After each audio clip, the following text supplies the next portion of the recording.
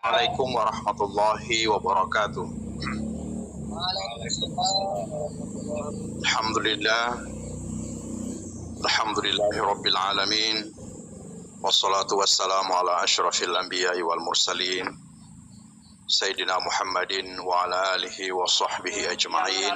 Saya sengaja tadi meminta Pak Direktur yang menyampaikan sambutan sebelum saya, supaya saya tidak perlu menyampaikan banyak hal karena sudah disampaikan oleh Pak Direktur. Jadi saya kira isu yang sedang berkembang cukup intensif di penghulu kita adalah isu terkait dengan Jaspro, isu terkait dengan formasi, isu terkait dengan layanan, pengembangan kapasitas, kualitas, dan seterusnya ya. Untuk formasi tadi Pak Direktur sudah menjawab, kita akan mendapatkan formasi baru yang jumlahnya sekitar 3.400 sekian, hampir 3.500. Untuk formasi penghulu madya, penghulu utama sudah di Mempan memang dan cukup lama, sampai hari ini belum ada respon pasti, tetapi komunikasi terus dilakukan dan saya minta Pak Direktur segera mencarikan saya waktu untuk bisa bertemu dengan deputinya ya. Saya kira untuk sekedar silaturahim dan untuk memberikan keyakinan kepada teman-teman di Mempan.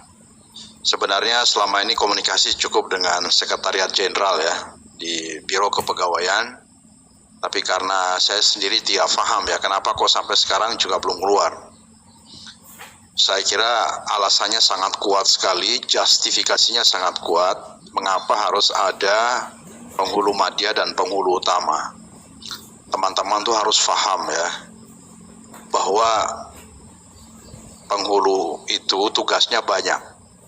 Teman-teman di Mempan juga saya kira harus difahamkan, bahwa tugas penghulu itu tidak hanya menikahkan, tidak hanya mencatat pernikahan, tapi terkait dengan seluruh dinamika sosial keagamaan yang ada di wilayahnya masing-masing, itu harus direspon oleh penghulu, sehingga membutuhkan bukan hanya penghulu biasa ya, penghulu muda, tapi penghulu madya dan penghulu utama memang dibutuhkan begitu.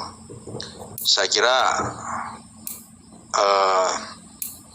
sangat naif ya, di Indonesia ini penghulu yang sudah hadir sejak sebelum bahkan Indonesia merdeka sampai hari ini belum ada penghulu utama ya dan penghulu madya. Rasanya tidak plausible ya, tidak bisa dijelaskan itu kenapa bisa seperti itu. Saya sendiri, kalau teman-teman ingat, sejak awal-awal saya di Bimas Islam, saya mendorong ya, meminta kepada Direktorat KUA untuk segera mempersiapkan penghulu-penghulu kita yang berpotensi untuk menjadi penghulu utama, bukan hanya penghulu madya. Dan itu sudah disiapkan. Sekarang tinggal menunggu formasinya. Dan kenapa formasi itu tidak turun?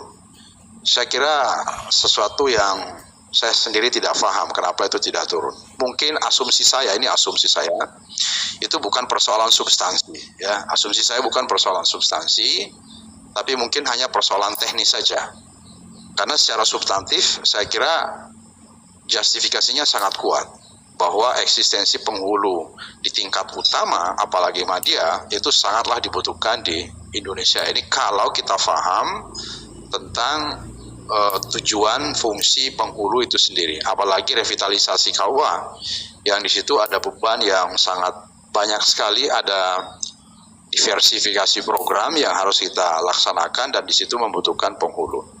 Jadi asumsi saya, sekali lagi mohon maaf teman-teman kalau sampai hari ini keluar, saya berasumsi ini bukan persoalan fundamental atau substansi, tapi ini asumsi saya hanya persoalan teknis yang artinya cepat atau lambat pasti akan keluar. Saya sendiri waktu itu berkomunikasi dengan Pak Menteri langsung ketika Rakornas Kementerian Agama di Surabaya, dan beliau mengiyakan. Bahkan saya dapat informasi tinggal berkali-kali ketika saya bertanya itu bahwa sudah di menteri dan seterusnya. Nah sampai sekarang juga ya faktanya ya apapun diskursus dan cerita kita, apapun itu semuanya faktanya belum keluar begitu. Sehingga menurut saya tidak keberatan kalau teman-teman tuh mendorong ya, kalau teman-teman APRI turut juga bersama-sama berikhtiar, saya kira tidak ada salahnya. Kalau misalnya APRI ingin langsung komunikasi dengan Menpan, silakan aja Pak, nggak ada masalah menurut saya sih. Ya supaya diketahui gitu, kenapa, alasannya apa gitu. Jadi Pak Direktur, Pak Kasubdit, tolong segera dicarikan waktu kita bertemu langsung sekali lagi, sambil juga mendorong teman-teman di Biro Kepegawaian untuk segera komunikasi dengan Menpan. Karena bukan hanya alasan substansi yang saya sampaikan tadi terkait dengan tugas dan amanah yang ada di penghulu yang sangat banyak, tetapi fakta bahwa penghulu kita juga memang masih kurang, fakta bahwa mereka ini masih energik, masih produktif, bahkan di tengah kematangannya terus tiba-tiba pensiun. Menurut saya itu kerugian bangsa kita, kerugian negara ya. Jadi ada SDM yang sesungguhnya sangat potensial tapi harus diberhentikan, harus berhenti karena persoalan-persoalan administrasi yang kita tidak tahu penjelasannya seperti apa. Jadi sekali lagi terkait dengan formasi, Pak Kepala Biro setiap saya ketemu saya tanya ya, dan selalu jawabannya sudah siap ditandatangani oleh Kemenpan. Apapun alasannya, faktanya sekarang belum ada nih. Jadi ya kalau kita bercerita banyak sana sini, kok sana kemari, ya faktanya belum ada lah, kira-kira begitu. Jadi teman-teman silakan kalau ingin berkomunikasi dengan Menpan silakan aja. Saya juga akan berusaha untuk mudah-mudahan dalam waktu dekat kita bisa bertemu dengan deputi yang ada di Menpan, dan tentu juga teman-teman di Sekjen tentunya dengan tugasnya saya kira juga akan terus melakukan komunikasi itu. Tapi sekali lagi Bapak Ibu sekalian, saya kok tidak pernah pesimis ya, saya selalu optimis bahwa itu akan keluar, tetapi saya juga menyadari fakta bahwa kita terus berkejaran dengan waktu, kita memahami kegelisahan teman-teman, apalagi yang sudah hampir pensiun ya, kasihan begitu ya. Dan saya bisa jaminkan kepada teman-teman bahwa kita tidak pernah sama sekali abai, tidak pernah menganggap ini sepele, kita tidak pernah take it for granted ya, tidak pernah menganggap ini sesuatu yang biasa-biasa saja.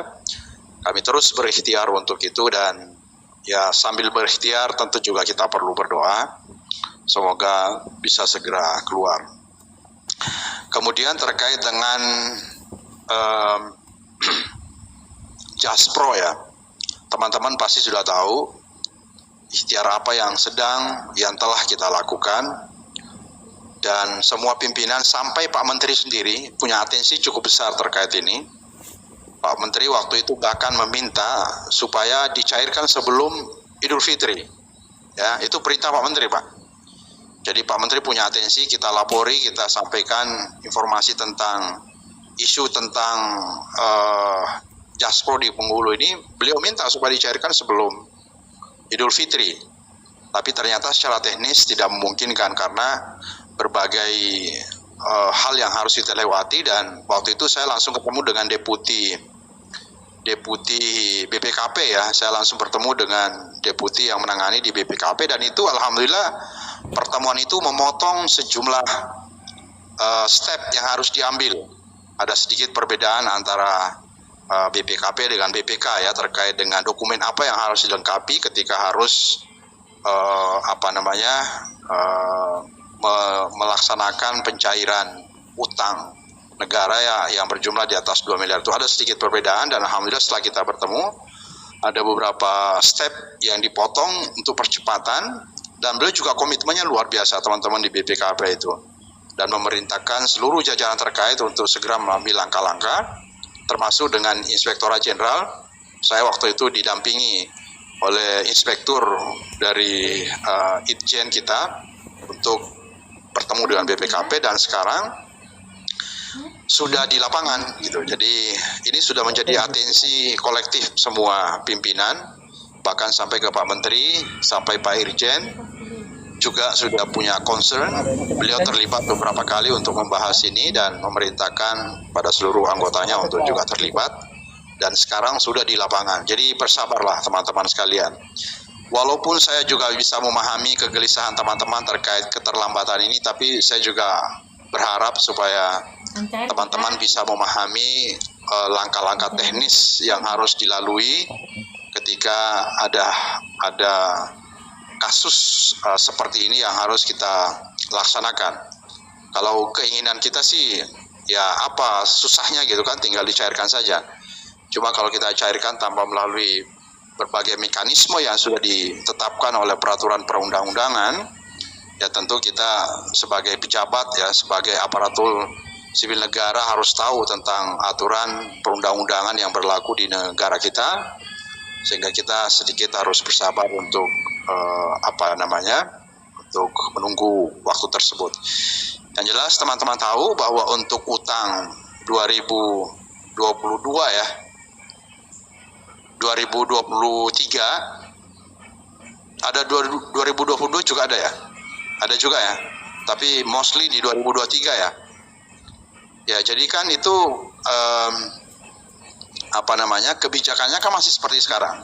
Artinya semua akan dicairkan kecuali kalau ada sedikit hal-hal yang bertentangan dengan peraturan perundang-undangan, ada pelanggaran administrasi dan sebagainya. Jadi ya mohon izin teman-teman, juga saya sering terima WA sih dari teman-teman penghulu, ada beberapa yang sempat WA ke saya. Ya meskipun dengan permohonan maaf setulus-tulusnya dan seterusnya, panjang sekali, tapi intinya menanyakan itu juga banyak sekali. Saya sangat paham Pak, saya nggak pernah ada masalah, saya tidak keberatan ketika teman-teman menyampaikan pesan seperti itu, karena ya saya bisa memahami, karena saya yakin bahwa mereka yang bersurat atau ber-WA ria ke saya itu pasti sudah dipertimbangkan sematang-matangnya. Tidak begitu sembarangan itu. Mau WA ke saya untuk komplain, saya yakin itu juga sudah diperhitungkan banyak hal, dan tentu mungkin sudah terdesak, ada masalah atau apa, sehingga ya saya harus memahami, dan saya tidak keberatan sama sekali. Dan ya saya kira tadi itu bahwa semua harus melalui proses, dan kita telah bekerja maksimal untuk mengakselerasi atau mempercepat proses terkait dengan tunjangan JASPRO ini. Kemudian terkait juga dengan peningkatan kesejahteraan tunjangan fungsional ya, para penghulu juga saya kira semuanya berjalan, dan memang tantangan kita karena kita ini kan sebagai Kementerian Teknis, tugas kita itu ngegas Pak. Jadi kita ingin ngegas untuk mempercepat segala yang menjadi isu di tempat kita, tapi kan ada kementerian lain yang tugasnya ngerem gitu. Jadi kita ingin cepat, kita ingin selalu menyampaikan yang ideal, tapi kan kementerian lain yang terkait tentu punya pertimbangan yang lebih makro ya, melihat seluruh persoalan yang ada. Kalau kita Kementerian Agama, perspektifnya perspektif Kementerian Agama, perspektif kepenghuluan misalnya. Tapi Kementerian Keuangan kan pertimbangannya tentu lebih makro lagi, dia melihatnya lebih luas, mempertimbangkan segala sesuatunya, dan itu juga kita harus pahami. Saya sih mendengar bahwa potensi itu ada, dan ada optimisme juga di situ, dan saya kira teman-teman juga Pak Direktur sudah bekerja luar biasa ya, maksimal untuk memastikan tentang tunjangan fungsional penghulu ini agar bisa sama dengan tunjangan-tunjangan fungsional yang lain. Saya kira terkait dengan penghulu madya, penghulu utama dan seterusnya. Meskipun saya tidak yakin kalau penghulu utama itu sama dengan pejabat eselon 1 ya. Kalau guru besar itu profesor itu sama kira-kira dengan eselon 2 sih. Ya, ininya tunjangan kinerjanya ya, fungsionalnya ya kalau eselon 1 kan tidak ada fungsionalnya ya. Jadi ya whatever, intinya perlu ada ikhtiar ke arah situ, dan itu terus-menerus kita lakukan. Oleh karena itu saya menyarankan begini teman-teman sekalian, Saya berharap APRI ini terus-menerus berkomunikasi dengan instansi pembinanya, dengan Direktorat KUA, harus terus berkomunikasi dan juga berkomunikasi dengan teman-teman penghulu. Jadi dua arah ya untuk menyampaikan informasi-informasi yang penting agar saluran informasi kita itu berjalan lancar. Apapun yang menjadi isu di kepenghuluan, apapun yang menjadi isu di teman-teman penghulu itu bisa terkomunikasikan dengan baik kepada Direktorat KUA dengan Pak Direktur. Nanti Pak Direktur bisa sampaikan ke saya dan untuk kita bahas langkah selanjutnya. Jadi saya juga berharap isu kita itu jangan melulu berorientasi bukan juga personal oriented, berorientasi pada penghulu itu sendiri, tapi isu yang saya kira tidak kalah pentingnya untuk terus dikembangkan, isu tentang pelayanan ya, isu tentang program, isu tentang peningkatan kualitas layanan kita. Saya kira itu juga lebih elegan ya, lebih penting untuk terus menjadi bahan diskusi kita. Kalau saya sih, mohon maaf ya, isu tentang formasi, isu tentang Jaspro sudah harusnya tidak perlu menjadi isu lagi ya. Karena itu sudah ditangani secara sangat serius oleh teman-teman di Rektorat dan kita terus bekerja untuk itu. Saya berharap isu yang lebih produktif, yang lebih sophisticated ya, yang lebih bermutu, lebih berkualitas itu mungkin lebih pantas, lebih layak untuk kita kembangkan terkait dengan isu-isu di KUA ya, isu-isu kemasyarakatan, isu-isu sosial keagamaan, isu-isu pengembangan layanan ya, isu terkait dengan posisi peran KUA di masyarakat. Saya kira itu penting sekali untuk terus menjadi diskusi kita. Oleh karena itu pertemuan penghulu ini seperti ini menurut saya, sekali lagi saya tidak alergi atau tidak melarang diskusi tentang yang tadi kita diskusikan, tapi isu tentang layanan di KUA menurut saya sangat penting. Sekarang KUA itu ditantang untuk melakukan banyak sekali. Revitalisasi KUA itu saya kira tidak sedikit atau tidak sederhana tantangannya ya. Dan terus-menerus dinamika sosial keagamaan kita yang terus berkembang juga membutuhkan respon dari kita yang lebih cepat, lebih bagus, lebih canggih begitu.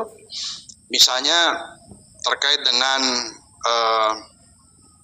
tugas-tugas kita ya, tugas kita sebagai pejabat PPAIW misalnya. Apa tantangannya, apa kendalanya, apa yang menjadi tantangan fundamental dalam kapasitas kita sebagai PPAIW misalnya, itu saya kira harus carikan solusinya. Apa yang menjadi tantangan besar, tantangan utama kita terkait dengan pengembangan ekonomi umat di KUA.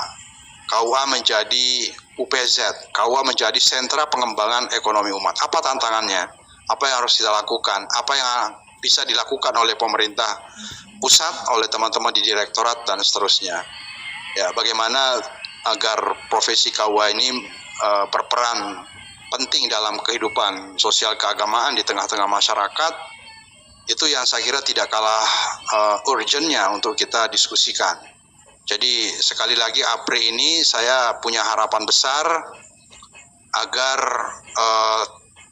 tidak hanya berbicara tentang hal-hal administratif yang terkait dengan penghulu saja, which is itu juga penting. Saya sama sekali tidak mengatakan itu tidak penting, tapi akan sangat lebih berkualitas ketika kita berdiskusi serius tentang tugas amanah yang ada di pundak kita semua untuk kita carikan pengembangan mutu dan kualitasnya.